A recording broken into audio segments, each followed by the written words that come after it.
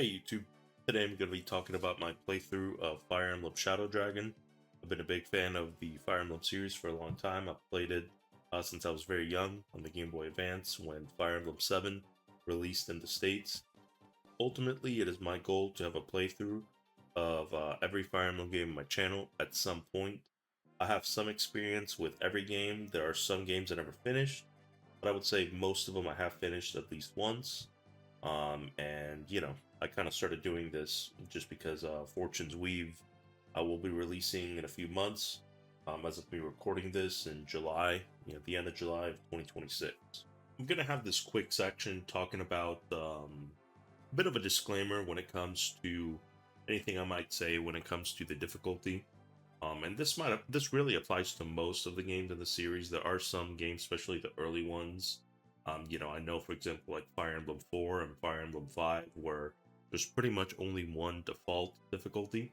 But for a lot of Fire Emblem games, there are multiple difficulty options, and whether a Fire Emblem game feels extremely easy to hellishly difficult really does depend on what difficulty you choose to play it as. And despite me playing the series for a long time, I used to think I was pretty decent, but honestly, I kind of just have to drop my ego and just accept that I'm, fairly average to even below average at this game. When it comes to playing these games on the hardest difficulty, I just don't really have much fun.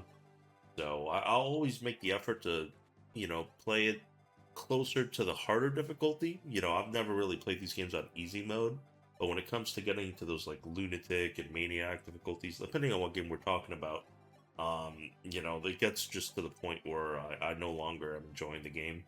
So when it comes to Shadow Dragon, I believe has a easy and a normal mode, and then it has 5 different levels of hard mode.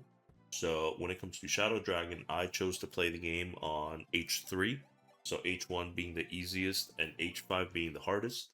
Kind of a funny story. When I was younger, I tried playing this game in H5, and it was frustratingly difficult, especially the very early chapters. The bosses just have such high inflated stats that you kind of have to rely on some crits. I feel like I could be wrong. Again, I'm not a Fire Emblem expert, but generally speaking, and they want to give that disclaimer because, again, how easy and how hard these games are really is just going to depend on the ratio of how good the player is relative to what difficulty it's been played at.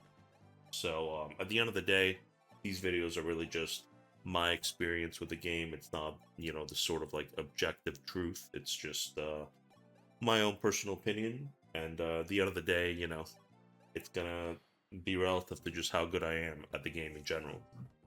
So just to reiterate, when I share my thoughts on maybe some of the difficulty aspects of the game, we just have to keep in mind that I played this game on H3, and again, I am not this Fire Emblem savant either. Just to give like a very easy way to sort of categorize the entire player base. You have like all the way on the one side of the spectrum, which is the people that think that all Fire Emblem games are really hard because they have permadeath. These are the people that might play the game on casual mode, which removes permadeath. You'll have sort of like the middle, which I feel like this is where I kind of fall into. Um, and of course, you have the Fire Emblem gods. These are the guys that are playing the hardest mode. These are the guys that might do challenge runs with like 0% growth rates or negative growth rates or Iron Man runs, and I'm very much not at that level when it comes to the series as a whole. Sometimes it is kind of funny, just browsing Reddit. Of course, Reddit is going to have, I would say, probably the more dedicated Fire Emblem fan base, and they will say some of the craziest things that to me like blow my mind. Like I remember, and I'll talk about this when I get to this game. I tried playing through Maniac difficulty in New Mystery of the Emblem, and it was just one of the most hellish things I've done in a long time. And of course, there are people on Reddit that say, "Oh yeah, Maniac's pretty easy. It's a pretty good difficulty." And I'm sitting here thinking, like, "What the hell? What are you? You must be crazy." Because to me, that difficulty just felt entirely way too difficult. So, just to sort of reiterate, it's all about perspective, and at the end of the day, It's all about who's actually playing the game. So once again, I am fairly average when it comes to the series. Not just like any of these videos, I'll start talking about the positive aspects of the game. And first, I like to talk about the class changing system of Shadow Dragon. Despite me not using it too much and not being a huge fan of it, I do have to give it some props. I like how it's very non restrictive. Don't get me wrong, there's still some restrictions. I think it's based on the number of units for a given class you can have, so you can't just turn everyone into like a flyer, for example. But what I like about this class changing system is just the fact that it doesn't cost an item to switch a character from one class to another. Again, I didn't really use it too much, but I like how it gives you the freedom to, experiment. And that is kind of one of my complaints in general when it comes to any game is having this large opportunity cost in this limited item just to try something out. And I feel like Shadow Dragon gives you all of the freedom to mess around with any unit in any class as long as manage uh the total amount of units that are that given class. If you want to take unit A and make them a mercenary, and you've hit your mercenary cap, then just take one of your existing mercenaries and change them to something else, and then you'll be able to do what you need to do. So that is a really nice system. Despite me not using it very often, I'll give them props for that. And to me, that's probably the most unique aspect of Shadow Dragon. In terms of other generally positive aspects of the game, it plays just like Fire Emblem, which I mean, most Fire Emblem games, I'm gonna be a fan of the gameplay. I think graphically, besides the animations, I'll get into those later. I actually do like the character portraits. I know a lot of people don't like them, and it does kind of have this old school anime art style, but I feel like it kind of fits the theme of Shadow Dragon. It's the first game of the series, so it kind of looks like an old game. Now, of course, if it was up to me, yeah, if they had the guy that did the artwork for Shadows of Valentia into Shadow Dragon, yes, everything would look much better. Um, but I'm not going to complain about the general art style of the game. I don't really think it's bad. I have no issue with it. My issue really is more tied to the animations, which I'll get into later. Now I'm basically just gonna talk about aspects of the game. I don't know why I kind of struggled separating the more hardcore positives to the negatives when it comes to this game. So more than anything, I'll just talk about things that come to my mind and I'll sort of give my general thoughts on it. One thing that I really wanted to talk about when it comes to Shadow Dragon is um, the accuracy of stuff. So after having played Shadows of Valentia and even Genealogy and some of Thracia, and of course I've played the GBA games a bunch of times. One thing that I found very interesting in Shadow Dragon is just how unreliable dodging is. Now, whether this is a positive or negative, it kind of just depends on what perspective you look at it. When I was first playing through Shadow Dragon, it did feel a little frustrating because, generally not many units are going to be able to, dodge tank, which is basically just, um, take a lot of attacks from multiple enemies and not take damage. So for me in this game, the defense stat felt a lot more valuable than in other Fire Emblem games, just because dodging is just not very common. Even traditionally fast classes like Swordmaster and Pegasus Knights. And the weird thing about this game is that Pegasus Knights promote into Dragon Riders, and I believe they actually lose some speed. It's either like they lose speed, or I know for a fact that their speed cap actually goes down. Um, so I throughout me playing this game, there was never really a unit that I had that I could just throw in the middle of a large group of enemies and just have them dodge everything. And in some ways, I've kind of grown to appreciate the more consistent hit rates, because one of my complaints when it comes to, for example, Shadows of Valentia is just how garbage the hit rates are in that game.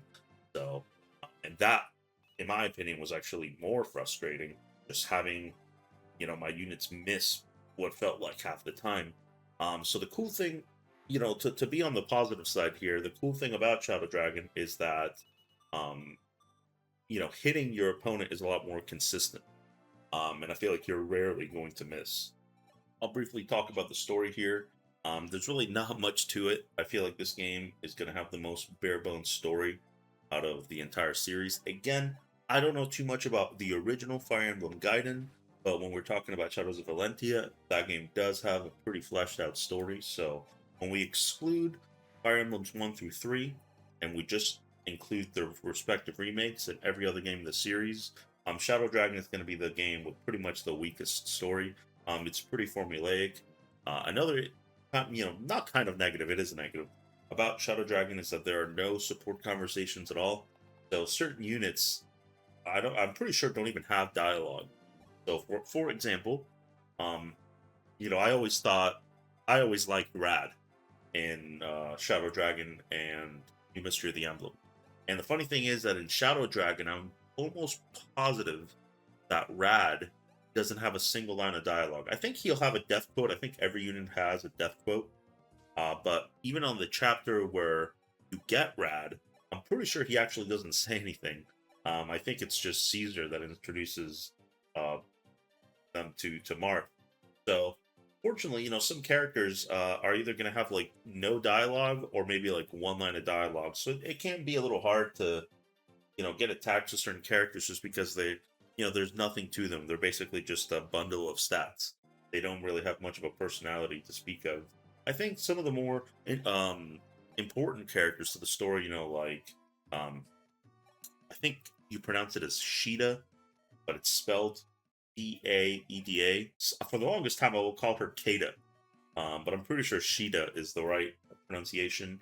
She's going to have a lot of dialogue just because she is Marth's love interest. Of course, you have Minerva, which I believe she is the princess of Macedon. I could be wrong. I'm going off the memory.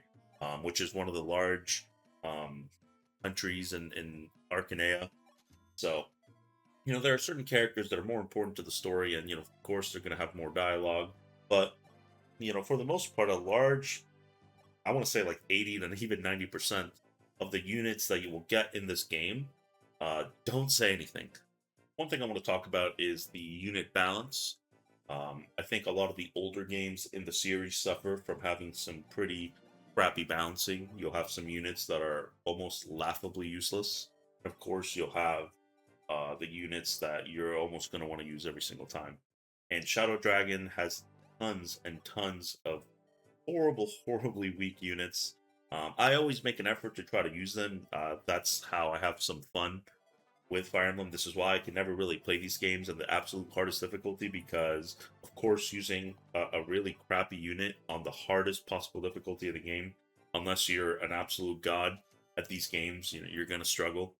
So, but I play the game on H3. I mean, it's not the hardest, but it's reasonably difficult. And I was able to use Rad. I always make an effort to use Rad in Shadow Dragon and New Mystery of the Emblem. I just think he's funny. He's got a funny name. I like his portrait. He is comically garbage when you get him. So, despite him being a horrible, horrible unit, he actually ended up being pretty strong, at least in the end game during my playthrough. But that doesn't change the fact that Shadow Dragon is full of absolute trash tier units that just feel irredeemably bad. I quickly want to talk about, and I don't really know if there's a name for this. I mean, I call it, I don't know what to call it. I'm going to call it EXP cheesing. And really, what this is if you have a unit that can do about a few points of damage to a boss that cannot attack from at least 2 range, you can essentially grind one of your characters a significant amount. So um, you can do this with like some of your archers, for example, or like a mage. Because if you're doing 1 to 2 damage every time you attack the boss, you will get, I think, about 10 experience. And of course, the boss, since they're on the throne, they're going to heal every turn. So, at the cost of using, some iron bows or some fire tomes, maybe even some javelins if you happen to have a ton of them, you can get a character, 5 plus, maybe even 10 levels, by just hitting the boss and just having them, regen the little damage that you do every turn. And I feel like this can be specially exploited when you get this. I think it's called the Star Sphere, and the Star Sphere it's actually so insanely broken. To my knowledge, I don't think there's any other Fire Emblem game that has something that can do this. Now, don't get me wrong, there are some Fire Emblem games that don't have weapon durability in general, but going off from memory, in terms of Fire Emblem games that do have weapon durability, I don't remember any of them having an item that essentially just stops durability from decreasing when attacking. If you have that unit hold it. So towards the end game, once I had the Star Sphere, I totally like XP grinded, EXP scummed certain characters and just got them a ton of experience. I'm not really excusing it. The only point I'm making is that it's just kind of like not great balancing if um you're able to do that. It's extremely cheesy. I mean, the game's already out, but if it was up to me, like if I had agency, like if I could change something, I probably would have not allowed this sort of strategy to happen. Maybe have like a hard limit of how much XP you can get, maybe per chapter when it comes to like small chip damage like that. I mean, I'm sure there's tons of ways to deal with it, but Shadow Dragon actually has quite a few bosses that have no way to attack from two range, and pretty much, these bosses are just EXP generating machines for certain units, and you can really like exploit the hell out of the game if you have enough time to burn, and if you have enough you know weapons to burn through to get someone like a crap ton of experience. In terms of the difficulty, so again, I played in this game in H3 difficulty. Surprisingly, the game was not too hard. I think that really the most difficult part of the game was the first couple of chapters. And of course, if you play this on H5, it is even worse. I want to say the first 3 to 4 bosses are just so unbelievably strong relative to your units that even in H3, I remember I think it was the chapter 3 boss. I think he actually has a hand axe, and I beat him just by Ozma critting. I got a lucky crit with Ozma, and I was able to take him out that way because he pretty much wrecked every unit in my party. But once you get to like the mid game, um the game gets a lot easier, especially of course if you EXP grind using that method I just talked about. It was kind of interesting to see just how easier the game got the farther you got along with it. Um, I will say that when it comes to the final chapter, I am not a huge fan of it. Now, I actually beat it in 2 turns because I trained Tiki in my game. I know that Marth or Tiki are going to be your 2 best options to do a good amount of damage to the boss. But in a world where I didn't have a strong Tiki, and of course, Marth himself is not that great of a character, you could definitely be in a lot of trouble if you don't properly prepare for this final boss by either training Marth or Tiki. So I'm not a huge fan of that, and the final chapter just seems so annoying and cumbersome that in some ways I felt kind of bad, just kind of warping to the end of it and beating it by turn 2. But that chapter did not seem like a lot of fun to actually play through.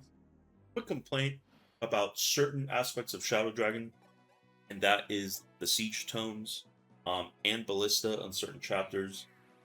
Maybe I'm just a scrub, maybe I don't have the patience to deal with these, but I have always hated these long range attacks in these games as a whole. So at least one of the what make these a little more tolerable in the later Fire Emblem games is that they have few uses. So, for example, if you look at the GBA games, bolting will only have 5 uses, whereas I believe Swarm, and I can't remember if this game is Meteor or if I know Meteor for sure is a new Mystery of the Emblem. I just can't remember if Meteor was present in Shadow Dragon. Regardless, I know for a fact that Shadow Dragon has Swarm, which is just the weaker version of Meteor, and these siege stones on the enemy in these games have like over 30 uses. So, unless you want to sit here and pass your turn 30 times, um, you can't really sort of wait them out. You could make the argument that, waiting them out is lame, but I find these to be extremely annoying. I've always hated them. Again, same thing with ballistas. There are certain chapters in this game that have a crap ton of ballistas, and I'm just not really a huge fan of them, to be honest with you. Again, maybe I'm just a scrub, my own personal opinion, but that is probably one of my least favorite parts of the game. Is some of these chapters that just have all of these long range siege attacks, whether it's siege tomes or ballistas. Just a quick thought on just like the geography of Arcanea. And I do like how there's different nations and you kind of, visit them. I think in a world where maybe the, Shadow Dragon kind of gets a similar treatment to like Shadows of Valentia got, you can actually have a pretty cool story, with what more well written characters and just a more in-depth story. And you it's just cool to sort of visit all these kingdoms. And you got Arcanea and Altia and Gra and Grust and Macedon. And I actually, I think that there's potential to actually make something cool here. So maybe if one day they ever sort of do not like a total reimagining of Shadow Dragon, kind of like what they did with Fire Emblem Gaiden, which you know is Shadows of Valentia. I think that they have a good setup to make something really great. One thing I almost forgot to talk about, which was the animations. This is probably one of my biggest complaints of this game. I think that both Shadow Dragon and New Mystery of the Emblem have the most hideous animations in the series. Is actually mind blowing to me. Um, just how horrible these look, and it's just crazy to see how they used to look relative to how they look now. Now, I don't know what the animations look like on original Fire Emblem 1 or Fire Emblem Gaiden, um, but even uh, Genealogy of the Holy War, Thracia, all the GBA games, the animations I feel like look pretty good. And in my opinion, the GBA sprites are probably like the cleanest and coolest looking animations the series has had. But even games like Thracia also has really cool animations, especially some of the crit animations in those games actually look really nice. And just to see how they look in this game, it's honestly mind blowing. I don't know who greenlit these combat animations, but yeah, they. I don't know if they were sleeping on the job or what, but these are absolutely hideous. This is actually one of the few Fire Emblem games where I turn them off. I just can't bear to look at them. One of the things that I really really hate about these is that um, basically the character models don't have a unique color palette. Um, so, for example, if you look at like an axe fighter, for example, I think that the only thing that changes is maybe the hair color, but they all have the same outfit color. So, you have these ugly, ugly models. They don't have a unique color palette to them. The animations are just the most bare bones, basic ass ones I've ever seen. Like, if you look at how stylish they look in the GBA, for example, how stylish the crits look. And then you look at these, I don't know what they were thinking. Like, they should have just recycled the Game Boy Advance animations and just call it a day. And instead, they, they spent dev time making these ones for the DS, and they look like shit.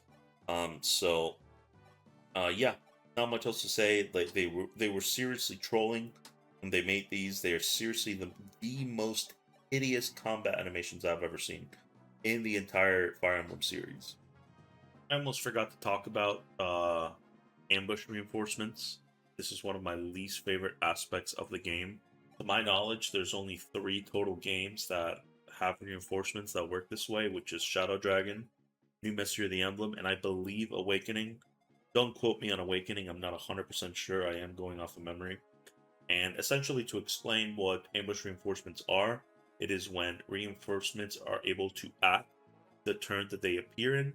And I think this is just a horrible way to handle the entire concept of reinforcements.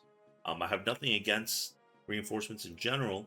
It's just that when they act the turn that they spawn, unless you preemptively know what turn and where they are going to spawn, it's naturally going to incur a bunch of restarts. And for me, in terms of my playthrough, this just basically what this resulted in was me being glued to a guide throughout the entire game. And, I feel like there's a reason why these almost never came back. I think Awakening might be the exception. And it's just, yeah, they just overall really suck. You can, be, knee deep into a chapter, 20 minutes, 30 minutes into a chapter. And, if you didn't look at the guide or you're playing without a guide, you can just be jump scared um, by a bunch of reinforcements and they can go and kill your healer or kill your mage or whatever. And it just really sucks. I just wanted to briefly mention them. Uh, I think that just since New Mystery of the Emblem is much harder, I feel like they're a lot worse in that game, but that doesn't really excuse their presence in Shadow Dragon either. I think that the game would be better off without them. All of the section where I go through the characters of the game, and again, this is just mainly for fun. You're going to be able to find a lot of videos that are going to go over much more in depth the viability of each character. This is really just for me to share my thoughts. And again, just for another disclaimer, I am not claiming to be a Fire Emblem pro here.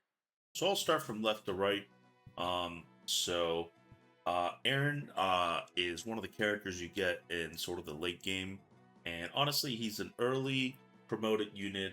More than anything, I mainly picked Aaron over Samson just because he came with a silver lance. So I don't really have too much to say.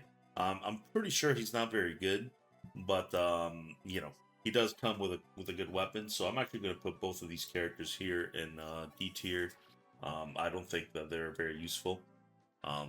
When it comes to the ballisticians, Jake and Beck, this is the part where I could be totally wrong. I'm pretty sure they're honestly kind of broken. But I always was hesitant to use them just because I'm worried about breaking the weapons. The weapons are actually not that easy to come by. But once you do get the Star Sphere, you can just basically attack with them every single turn. So, I don't really want to put them in S tier because in my playthrough, they really weren't like game breakingly strong. So I'm gonna go ahead and drop both of them in A tier. I'm trying to find Jake here. For some reason I can't find him. But again, I actually don't know who's better. So I'll just leave him like this just because I actually ended up using Beck, so I'll leave Beck in the front. But I am pretty sure that the ballisticians are really strong. Now I'll talk about the three axemen, which is Board, Cord, and Barst. So I actually think that Board is the worst one out of the group. He does have the highest weapon rank, so I believe he can use Hammer just as soon as he joins. But kind of like I mentioned, how most characters are going to have high hit rates in this game. Board is actually one of the few that is actually, could actually struggle hitting someone. So I think he's easily the worst one out of the three. So I don't want to put him in D tier because I don't think he's like joke level bad. But I don't think he's very good either. I do think that Barst is easily the best one. For now, I'm going to keep Barst in high A tier, but I might actually move him to S tier later. When it comes to Board, I really didn't use him very much. I've used him before. Again, for the purposes of my playthrough, I'll keep him in C tier because he barely got any use. I do think he is much better than Board, but I will say that Cord also comes with E weapon ranks across the board. So, he's going to be stuck using low power weapons for a long time. Then we have Daros. I think Daros is complete garbage. Kind of funny because I remember having to restart the chapter that he joins in multiple times because he just kept getting destroyed by the pirates. Just like Board, He's one of the few characters that is actually going to struggle hitting enemies, which is kind of sad since the hit rates are so high in Shadow Dragon. So I think he's easily in garbage tier. So then we have Draug. I think Draug's also pretty bad. I don't think he's like meme worthy, but knights traditionally have been pretty weak. And there's really no exception here. I think that the two actual like really strong generals that you can use are really just going to be strong because they are really game breaking units, less than the class. Like knights are still pretty bad. They have very low movement. They're going to get totally wrecked by any magic using units. So, and Draug himself, I don't think is really that great of a unit. Even in the early game, he always felt pretty underwhelming. I believe Frey you can only get by killing off certain units, so you can get his guidance chapters. So I never used him. Jagan, I think he's not going to be as good as some of the other early paladins. I think people call them oifis. But we're talking about like your Seth, your Marcus, um, and I actually think that Jagan is one of the weaker ones in terms of stats. But what makes Jagan invaluable, in my opinion, is the fact that he can use the Silver Lance. So despite Jagan, um, you know, only being useful in the early game, I do think he is invaluable. He's an invaluable member to the team. So I might move him to high A tier, but I'm going to put him S tier for now because I do think he's a very important character.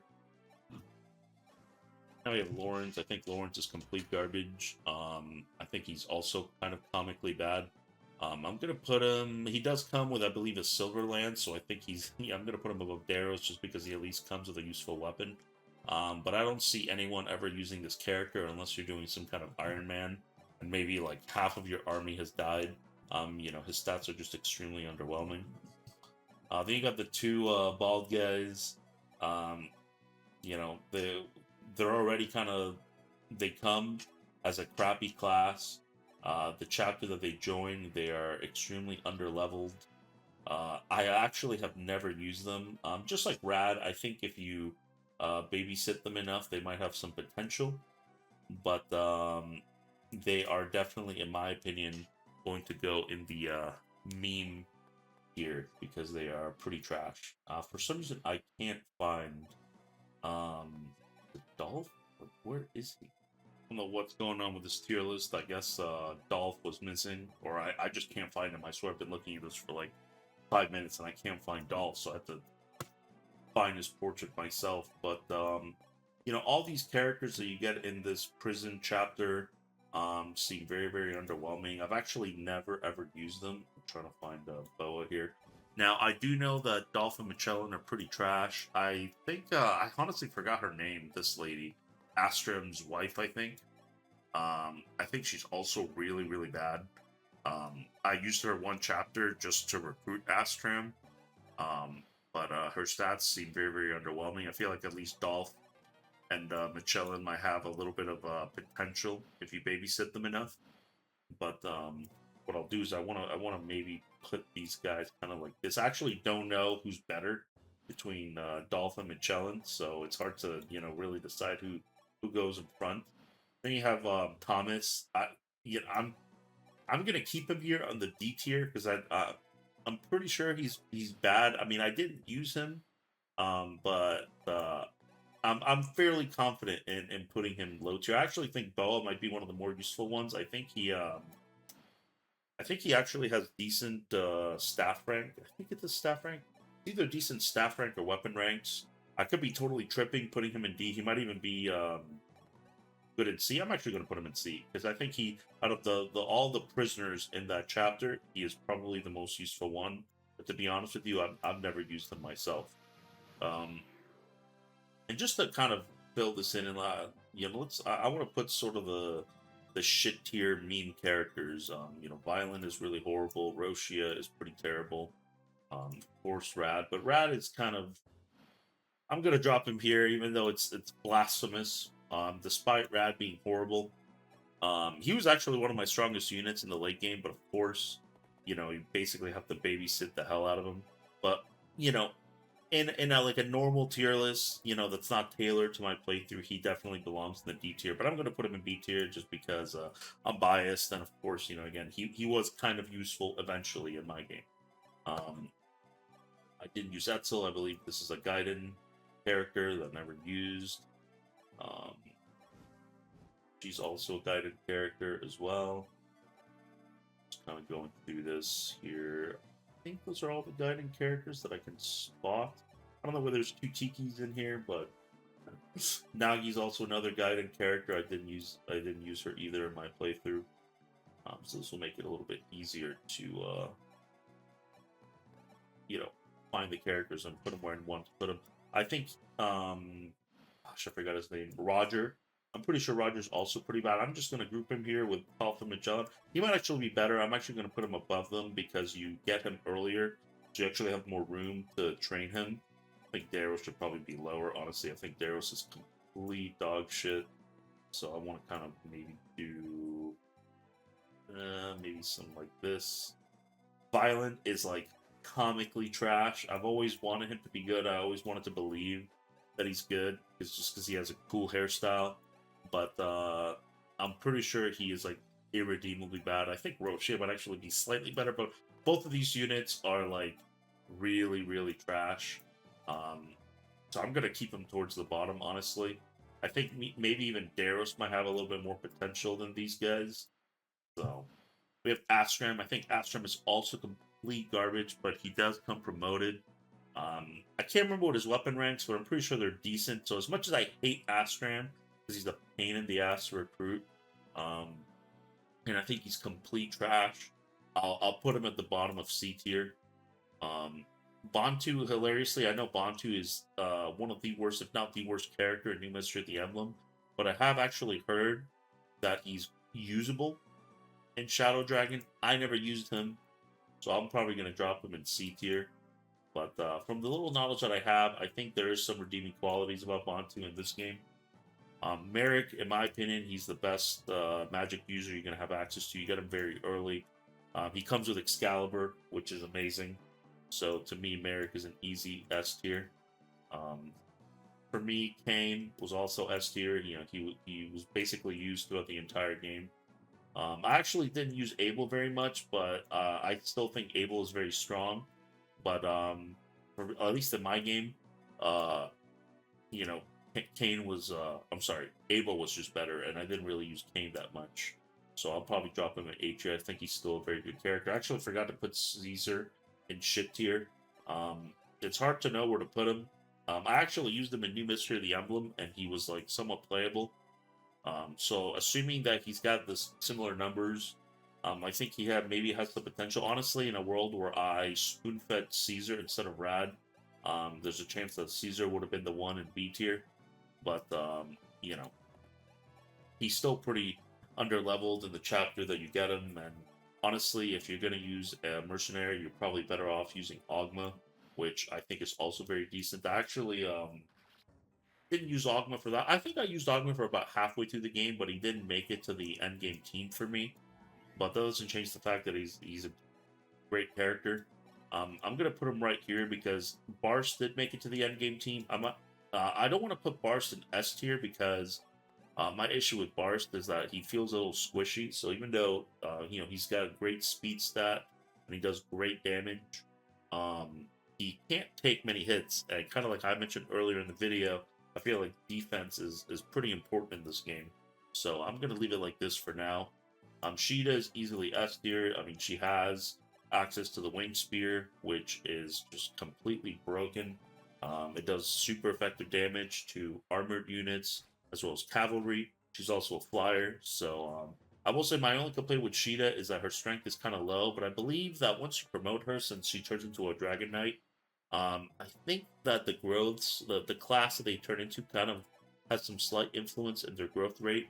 And with some stat boosting items, you know fix up her strength, and you know again just her personal weapon is so strong that you know she's easily one of the best characters of the game. This is another Gaiden chapter character. Never used her in Shadow Dragon. Castor. I've never used them. Archers always kind of traditionally suck. Uh, I'm trying to think if there's a Fire Emblem game where archers were good. I know archers were actually decent in Shadows of Valentia because they could potentially have like really high range. But in Shadow Dragon, in my opinion, they're not particularly great.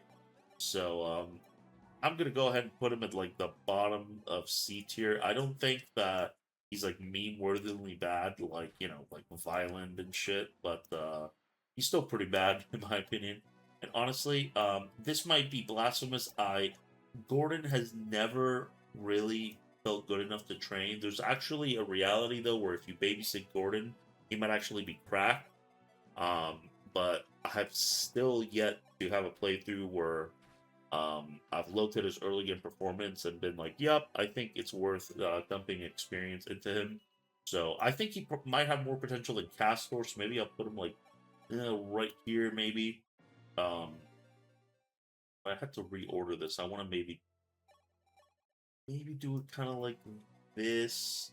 Honestly, Boa might honestly maybe should be at the top just because he is useful. He can have some use as soon as he joins. I've just never used him. I've always kind of been biased and like the idea of training a weak unit and then making them strong. So for now, but I can't underestimate the usefulness of Boa. So I'll probably leave it like this for now. Um, I think that I almost want to add like a new tier. How do I do that? How do I add a new tier here? Add row. Do that here. And what I'll do is I'll just call this, you know, this is pretty much where your thieves are going to end up. I mean, I honestly can't tell you the difference between Ricard and Julian.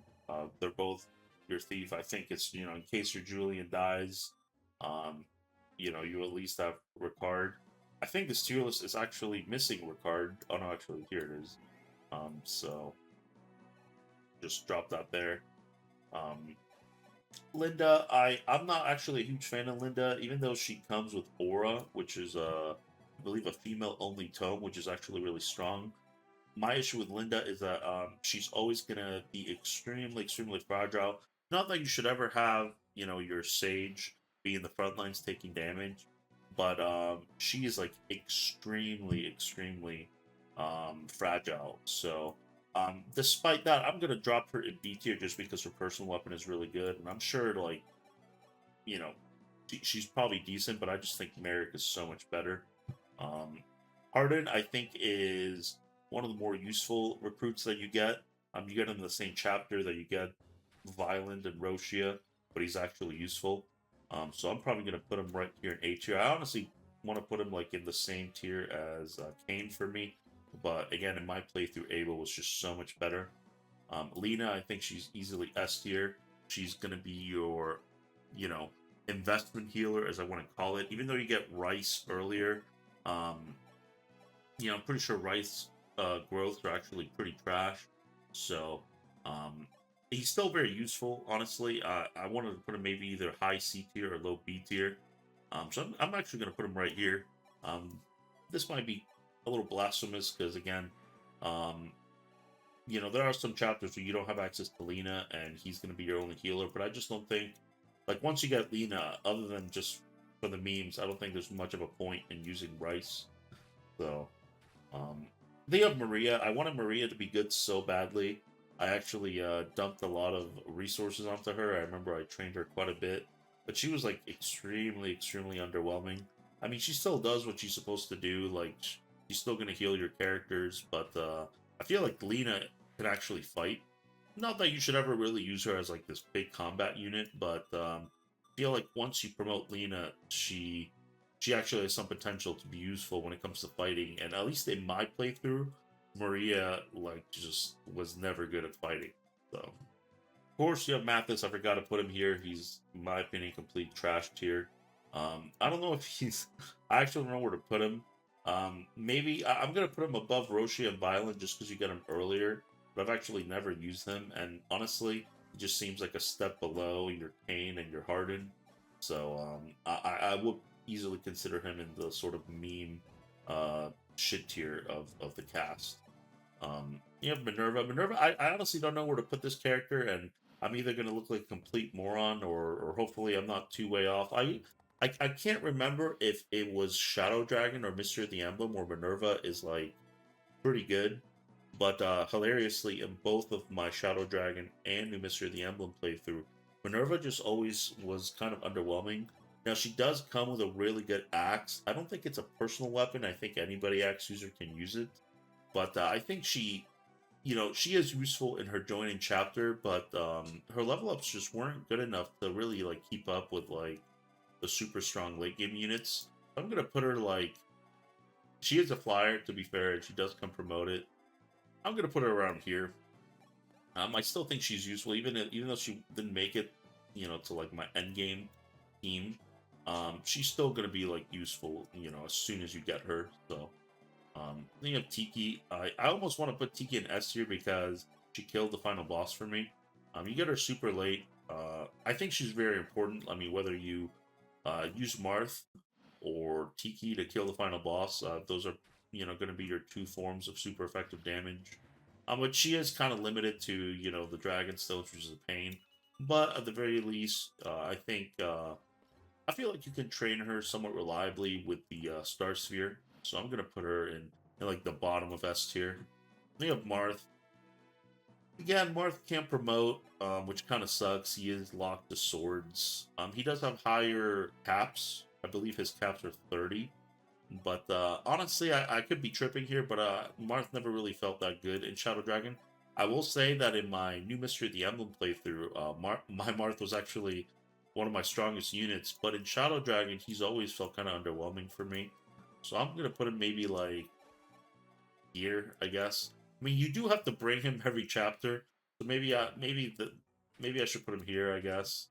Um, you have Navarre in a world where you're not a rad fanboy like me. You're better off using Navarre. Um, I want to say he's like around the level of Ogma, but I just don't have that much data on Navarre because since I always force rad, I never really get to use Navarre. So, but I think he's fairly decent. So I'm probably gonna put him like right here. I think he's like one of the better characters in the game. I don't know whether there's two Tikis in this tier. Let's think of Wendell. Wendell is really strong. He's going to be one of your best early promoted units. And hilariously, you can actually turn him into a Dragon Rider, and he will still be pretty useful. He has like a really high speed stat. So even with just the bases of the Dragon Rider class, he can still like do decent enough damage.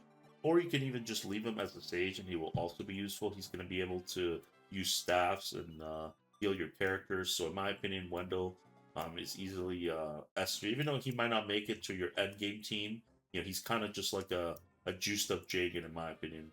I don't know if I should put him above. I think I'm gonna put him above because I feel like Wendell is gonna be more useful for longer than Jagan. Of course, you have Wolf and Setgar. I should honestly just make like a separate tier list here, like a separate level for these guys, because I really just think they're that broken. Um, you know,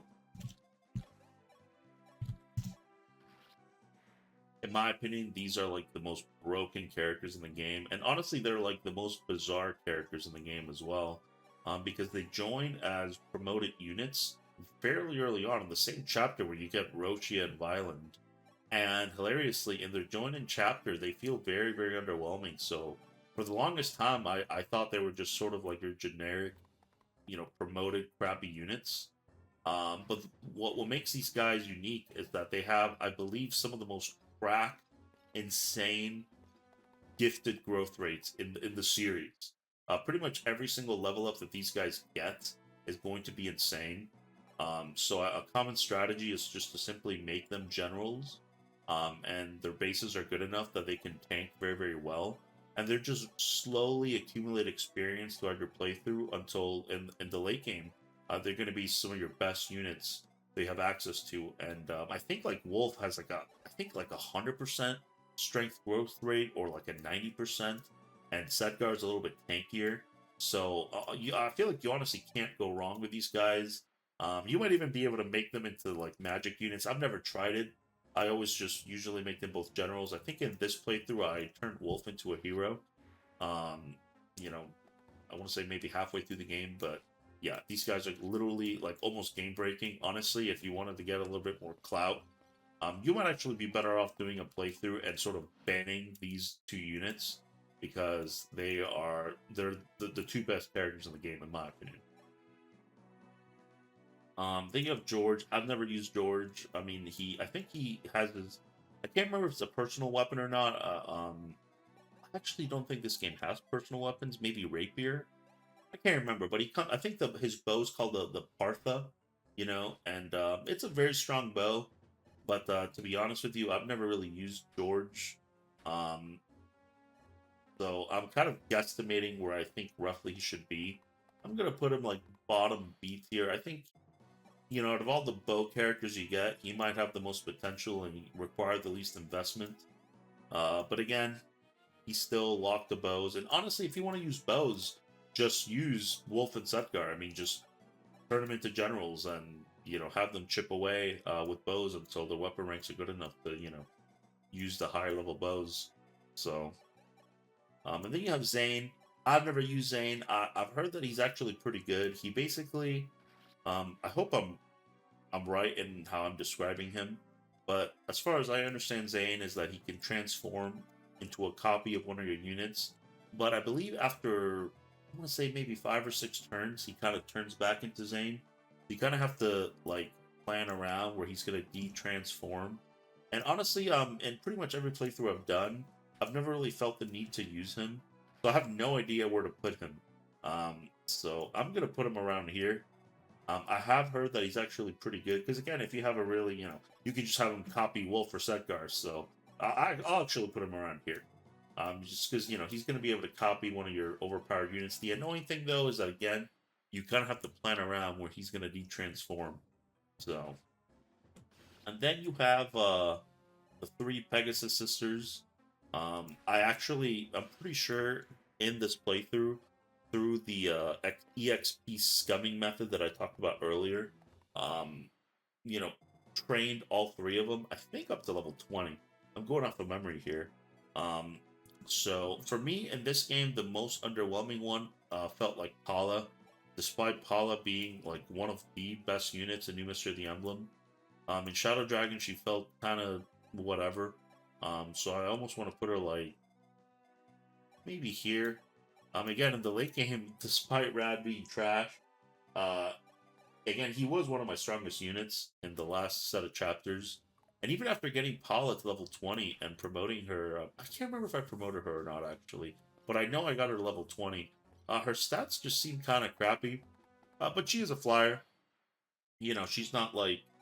I still think she's better than these characters. I think Katya is honestly going to be the best one.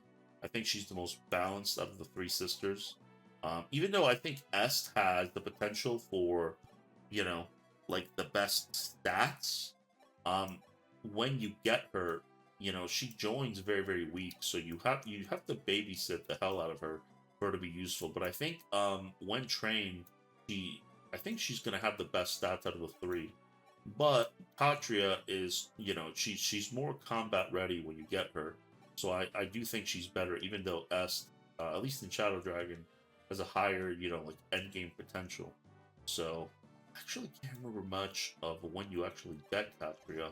So I want to maybe put her like around here. I think she's pretty good. Um, actually, no, I think she's better than Minerva personally. I think this is probably around here maybe. So looking at the tier list, let me actually, before I say anything, let me just double check that this tier list is not missing any other characters.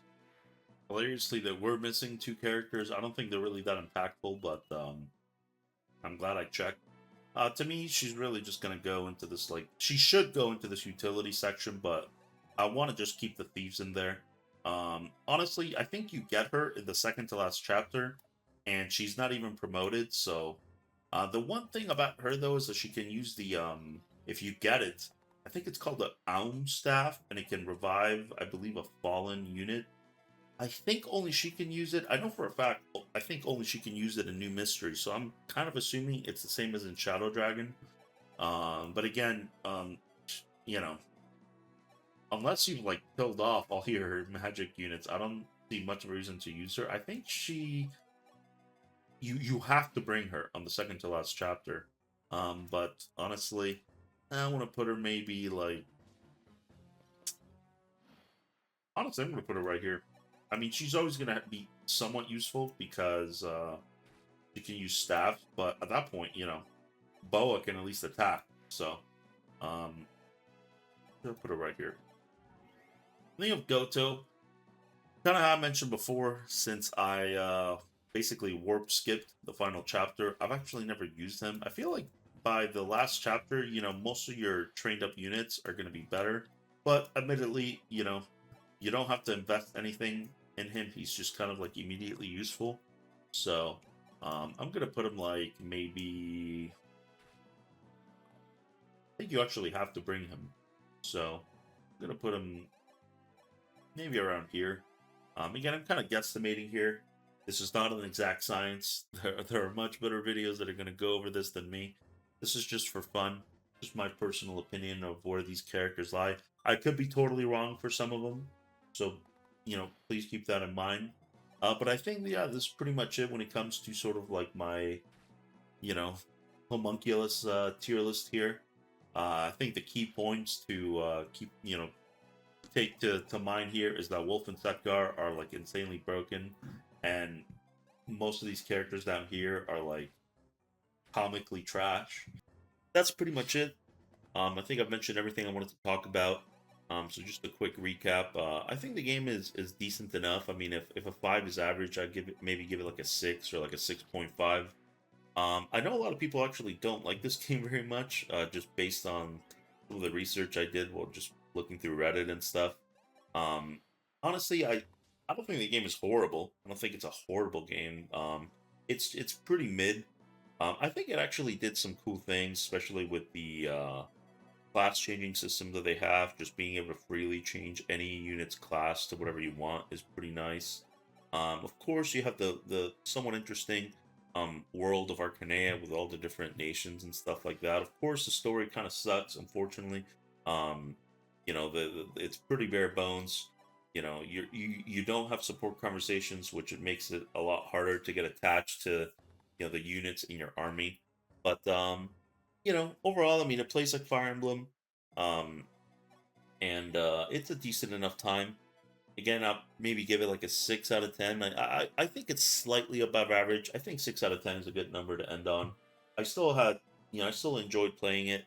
Um, and despite the game being pretty mid, it actually did not piss me off as much as some of the later games, which I might still overall say that they are better, but had some things about them that I found to be very, very frustrating. Whereas Shadow Dragon is kind of like it's like this mid game. It didn't really piss me off too much, but I feel like it doesn't do many things exceptionally either. So, but yeah, that's pretty much it.